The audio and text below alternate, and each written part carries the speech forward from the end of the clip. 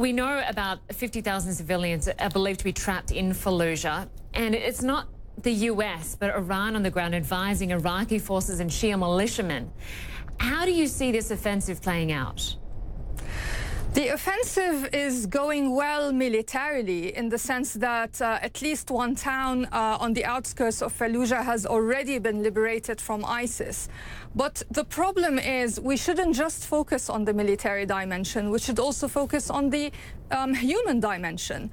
The town that has been liberated from ISIS, called Karma, has been practically flattened as a result of the offensive. And this scale of destruction is likely to continue as the offensive targets Fallujah itself.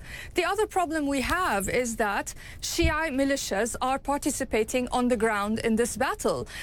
The people inside Fallujah happen to be Sunni, and they bear lots of grievances against the Iraqi government that they see as being pro-Shia and discriminating against Sunnis. So there is a potential social sectarian-based tension that will basically be intensified as a result of the offensive.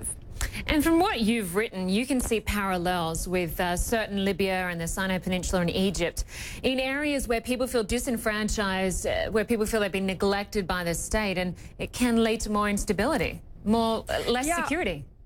Absolutely. So that's why I'm saying we shouldn't just focus on military gains against ISIS. What I've written about is that ISIS takes hold of areas in which the local population has a sense of grievance against the government and sees in ISIS a way to exact revenge against the government. And this scenario is present in Sirte in Libya, it's present in the Sinai area in Egypt, and it is certainly present in Iraq. So unless those grievances which drove people to ally themselves with ISIS in the first place are addressed, we are only going to see short-term gains against ISIS. And looking at the other offensive in Mosul, the US-led coalition and Kurdish Peshmerga fighters are working there in that operation. How do you see that playing out? The battle to liberate Mosul will be the most complicated of all in terms of liberating Iraq from ISIS, because Mosul is the largest city held by ISIS. It's 3 times the size of Fallujah. Fallujah itself is also much bigger than Ramadi, which had been liberated from ISIS a few months ago.